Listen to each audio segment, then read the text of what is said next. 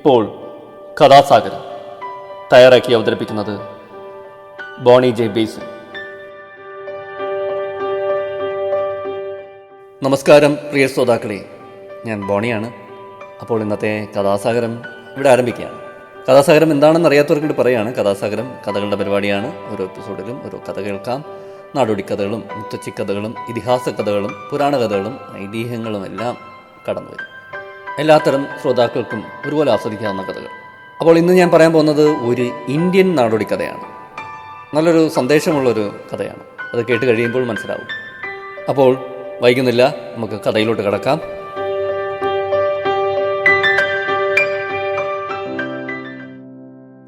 വിജയപുരം നഗരത്തിൽ ദരിദ്രനായ ഒരു ബ്രാഹ്മണനുണ്ടായിരുന്നു.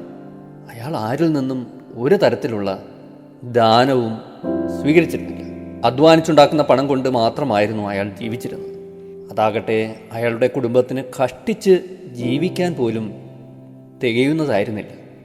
അതുകൊണ്ട് അയാളുടെ ഭാര്യ എപ്പോഴും രാജാവിനെ ചെന്ന് കാണാൻ അയാളെ നിർബന്ധിക്കുമായിരുന്നു.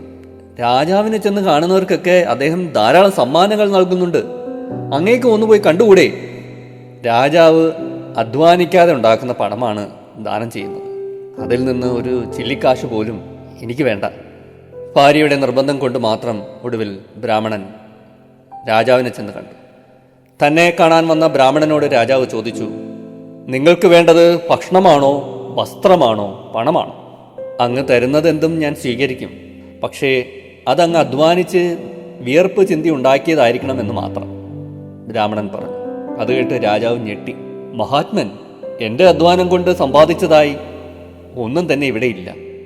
എല്ലാം നികുതി ഇനത്തിൽ കിട്ടിയതാണ്. അതുകൊണ്ട് നിങ്ങൾക്ക് എന്ത് വേണമെങ്കിലും നമ്മുടെ ഖജനാവിൽ നിന്ന് എടുത്തുകൊണ്ടു പോകാം. രാജാവ് പറഞ്ഞു, ക്ഷമിക്കണം മഹാരാജൻ, ഞാൻ ന്യായമായി സമ്പാദിച്ചതിൽ നിന്ന് മാത്രമേ ധ്യാനം സ്വീകരിക്കുകയുള്ളൂ. ബ്രാഹ്മണൻ തിരിച്ചു നടന്നു. രാജാവ് ആകെ വല്ലാതായി. ദാനം ചോദിച്ചു വന്ന ആളെ വെറും കൈയോടെ വിടുന്നത് ശരിയല്ല. രാജകുലത്തിന് തന്നെ അപമാനമാണ്. അദ്ദേഹം ബ്രാഹ്മണനെ തിരികെ വിളിച്ചിട്ട് പറഞ്ഞു, താങ്കൾ നാളെ വരൂ, ഞാൻ അധ്വാനിച്ചുണ്ടാക്കിയ പണത്തിൽ നിന്ന് ദാനം തരാം. സന്തോഷം മഹാരാജൻ, ഞാൻ നാളെ വരാം. ബ്രാഹ്മണൻ മടങ്ങി. രാജാവിന് ജോലി ചെയ്ത് ശീലമുണ്ടായിരുന്നില്ല. അതുകൊണ്ട് എന്ത് ജോലി ചെയ്ത് പണമുണ്ടാക്കാമെന്ന് ആലോചിക്കാൻ തുടങ്ങി. ഒടുവിൽ അദ്ദേഹം വേഷം മാറി നാട്ടിലിറങ്ങി വല്ല ജോലിയും ചെയ്യാമെന്ന് തീരുമാനത്തിലെത്തി. പക്ഷേ അത് രാജാവ് വിചാരിച്ച പോലെ അത്ര എളുപ്പമായിരുന്നില്ല. അദ്ദേഹത്തിന് ആരും ജോലി കൊടുത്തില്ല. ജോലി അന്വേഷിച്ച് നടന്ന് അദ്ദേഹം കടപ്പുറത്തെത്തി. അവിടെ മുക്കുവർ മീൻ പിടിക്കാൻ വലയെറിയുന്നത് അദ്ദേഹം കണ്ടു. എനിക്കൊരു ജോലി തരുമോ? രാജാവ് അവരോട് അപേക്ഷിച്ചു. അദ്ദേഹത്തിൻ്റെ ദയനീയ അവസ്ഥ കണ്ട് ഒരു മുക്കുവൻ അദ്ദേഹത്തിന് ജോലി കൊടുക്കാൻ തയ്യാറായി. ജോലിയൊക്കെ തരാം, വലിയ മീനിന് ഒരു വെള്ളി നാണയവും ചെറിയ മീനിന് ഒരു ചെമ്പ് നാണയവും തരും. എന്താ, സമ്മതമാണോ? മുക്കുവൻ ചോദിച്ചു. രാജാവ് സന്തോഷത്തോടെ സമ്മതിച്ചു. മുക്കുവൻ കൊടുത്ത വലയുമായി രാജാവ് മീൻ പിടിക്കാൻ ഇറങ്ങി.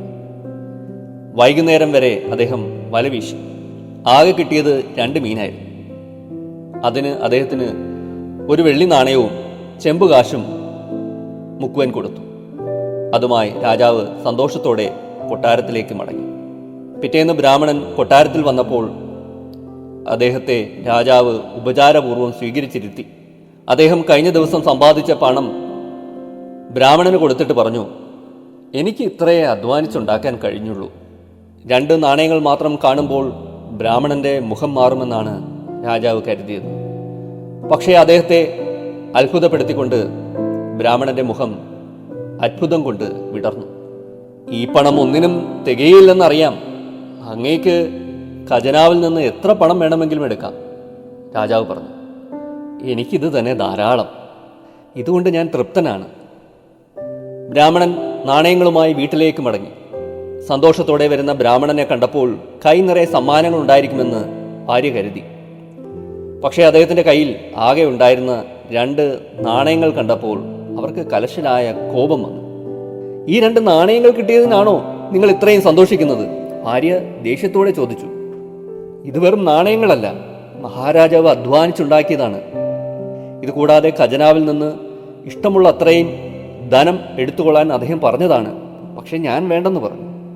അതുകൂടി കേട്ടപ്പോൾ ബ്രാഹ്മണന്റെ ഭാര്യയുടെ ദേഷ്യം ഇരട്ടിച്ചു. അവർ കോപം കൊണ്ട് വിറച്ചു. ബ്രാഹ്മണന്റെ കയ്യിൽ നിന്നും നാണയങ്ങൾ പിടിച്ചു വാങ്ങി മുറ്റത്തേക്ക് വലിച്ചെറിഞ്ഞു. ഓ, നിങ്ങളെപ്പോലെയുള്ള ഒരു മണ്ടനെയാണല്ലോ എനിക്ക് ഭർത്താവായി കിട്ടിയത്. അന്ന് മുഴുവനും അവർ സങ്കടത്തോടെ കരഞ്ഞുകൊണ്ടിരുന്നു. അത്താഴമുണ്ടാക്കിയില്ല. ആ രാത്രി ആരും ഒന്നും കഴിക്കാതെ കിടന്നുറങ്ങി. പിറ്റേന്ന് രാവിലെ അത്ഭുതകരമായ കാഴ്ചയാണ് ബ്രാഹ്മണൻ കണ്ടത്. ചെമ്പു നാണയം വീണ സ്ഥാനത്ത് ഒരു സ്വർണ്ണച്ചെടിയും വെള്ളി നാണയം വീണെടുത്ത് ഒരു വെള്ളിച്ചെടിയും നിൽക്കുന്നു. അതിൽ വെള്ളി നാണയങ്ങളുടെയും സ്വർണ്ണ നാണയങ്ങളുടെയും കുലകൾ പഴുത്ത് പാകമായി കിടന്നിരുന്നു. അയാൾ ഉടനെ ഭാര്യയെ വിളിച്ചുണർത്തിക്കൊണ്ടുവന്നു. അവരും ആ കാഴ്ച കണ്ട് അത്ഭുതപ്പെട്ടു നിന്നു. ഇത്രയുമാണ് കഥ.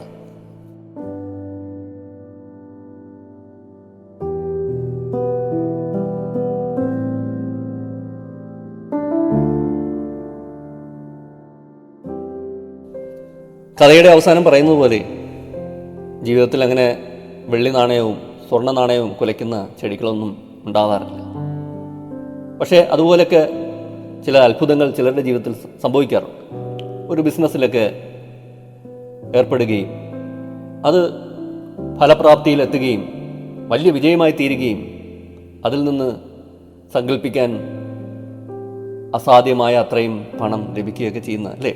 അങ്ങനെ വലിയ ശതകോടീശ്വരന്മാരും കോടീശ്വരന്മാരും ഒക്കെ നമ്മുടെ ചുറ്റുമൊക്കെ പലയിടത്തുമുണ്ട്. വൻ ബിസിനസ് ശൃംഖലയുടെ ഉടമസ്ഥർ, ഒട്ടനവധി വ്യവസായങ്ങൾ ഒരുമിച്ച് കൈകാര്യം ചെയ്യുന്നവർ, അങ്ങനെയൊക്കെ. ഭാര്യമാർ പൊതുവേ ഒരു പണത്തിൻ്റെ കണ്ണിലൂടെയൊക്കെ ജീവിതത്തെ നോക്കിക്കാണാറുണ്ട്. അതൊരു അരക്ഷിതാവസ്ഥയിൽ നിന്നൊക്കെ ഉണ്ടാകുന്നതാണ്. പണം വന്നാൽ എല്ലാം സുരക്ഷിതമാവുമെന്ന് എങ്ങനെയോ അവർ കരുതുന്നുണ്ട്. അത്തരമൊരു സാധാരണ ഒരു ഭാര്യയാണ് ഈ ബ്രാഹ്മണൻ്റെ ഭാര്യ. അത് വലിയൊരു സന്ദേശമുണ്ടെന്ന് ഞാൻ തുടക്കത്തിൽ പറഞ്ഞിരുന്നു. എന്താണത്? അധ്വാനത്തിൻ്റെ വില തന്നെ, വേറൊന്നുമല്ല. പണ്ട് നാടുവാഴികളുണ്ടായിരുന്നു, ജന്മികളുണ്ടായിരുന്നു, തറവാട്ട് കാരണവരുണ്ടായിരുന്നു, ഒട്ടേറെ നെൽപ്പാടങ്ങളും ഭൂസ്വത്തുക്കളുമൊക്കെ ഉണ്ടായിരുന്നവർ. പലപ്പോഴും അധ്വാനത്തിൻ്റെ ത്രാസെടുത്ത് തൂക്കിക്കഴിഞ്ഞാൽ അധ്വാനം പൂജ്യമായിരുന്നു.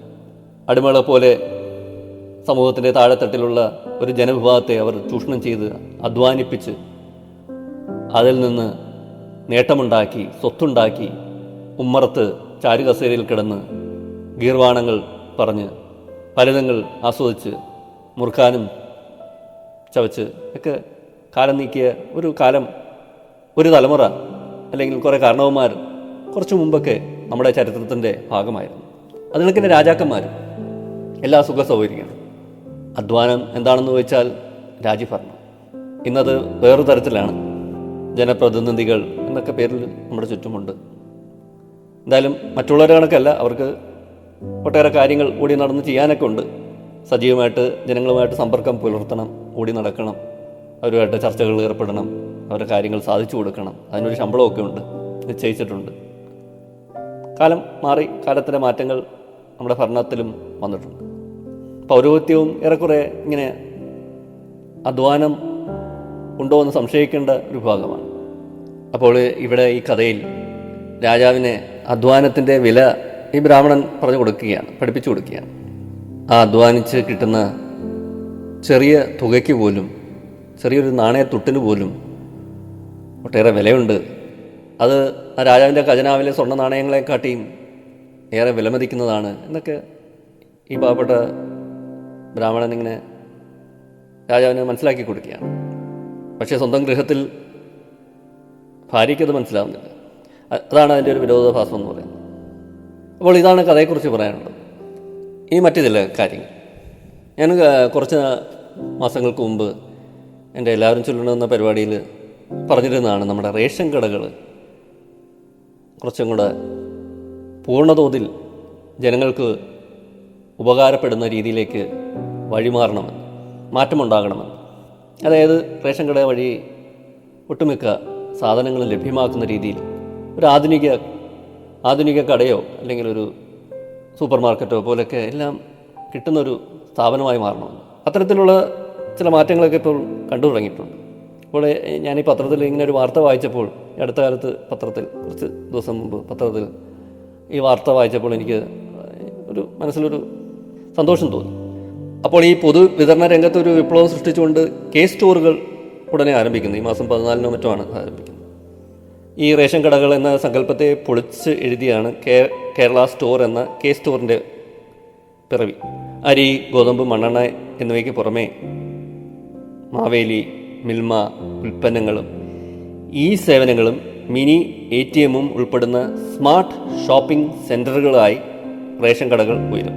അപ്പോൾ ആദ്യഘട്ടത്തിൽ 73 കടകളാണ് സ്റ്റോറുകളാകുന്നത്.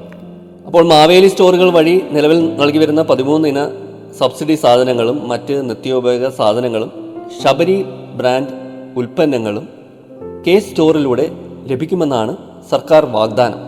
അപ്പോൾ വേറൊരു ഗുണമെന്ന് പറയുന്നത് കാർഡ് ഉടമകൾക്ക് ബാങ്കിലോ ATM പോകാതെ റേഷൻ കടകളിൽ നിന്ന് പണം പിൻവലിക്കാം. ഗ്രാമപ്രദേശങ്ങളിലുള്ളവർക്ക് ഇത് വളരെ ഉപകാരപ്രദമാകും. അങ്ങനെയാണ് സർക്കാരിൻ്റെ കണക്കൂട്ട്. ഈ ബാങ്കുമായി ബന്ധിപ്പിച്ച സ്മാർട്ട് കാർഡ് വഴി സ്വന്തം അക്കൗണ്ടിൽ നിന്ന് കാർഡ് ഉടമകൾക്ക് ATM മാതൃകയിൽ പണം പിൻവലിക്കാനാകും.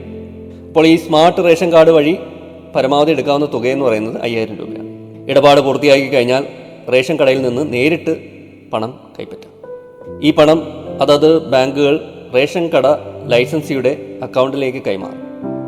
മിൽമ ഉൽപ്പന്നങ്ങളും 5 കിലോ വരുന്ന ചോട്ടു ഗ്യാസ് സിലിണ്ടറും വാങ്ങാം. വെള്ളം, വൈദ്യുതി തുടങ്ങിയ ബില്ലുകൾ അടയ്ക്കാനും വിവിധ സർക്കാർ ഓൺലൈൻ അപേക്ഷകൾ സമർപ്പിക്കാനുള്ള സൗകര്യവും സ്റ്റോറിൽ ഉണ്ടാകും. അപ്പോൾ ബാങ്ക് ഓഫ് ബറോഡയാണ് ഇത് സംബന്ധിച്ച് സർക്കാരുമായി കരാർ ഒപ്പിട്ടിരിക്കുന്നത്. 2 കിലോമീറ്റർ ചുറ്റളവിൽ ബാങ്കുകൾ, അക്ഷയ കേന്ദ്രം, മാവേലി സ്റ്റോർ എന്നിവയില്ലാത്ത ഗ്രാമപ്രദേശങ്ങളാണ് തുടക്കത്തിൽ പദ്ധതി നടപ്പാക്കുന്നത്. അപ്പം ഘട്ടം ഘട്ടമായി സംസ്ഥാനത്ത് 14,000-ഓളം റേഷൻ കടകൾ സ്മാർട്ടാകും. 300 ചതുശ്ര അടിയുള്ള റേഷൻ കടകളാണ് സ്റ്റോറിനായി സർക്കാർ പരിഗണിക്കുന്നത്.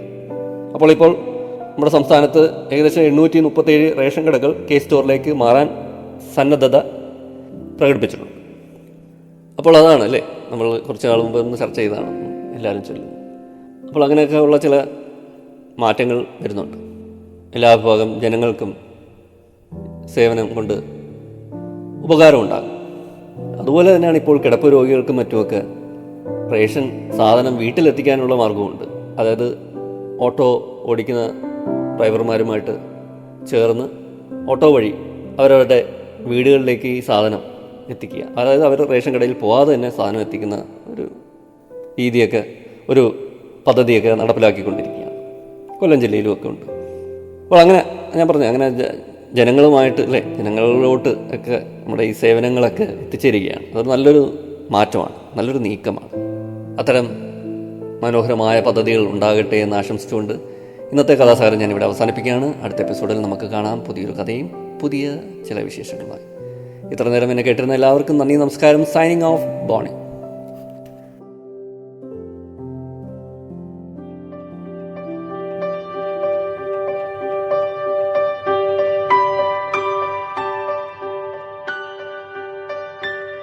നിങ്ങളിതുവരെ കേട്ടത് കഥാസാഗരം. തയ്യാറാക്കി അവതരിപ്പിച്ചത് ബോണി ജെ ബേസിൽ.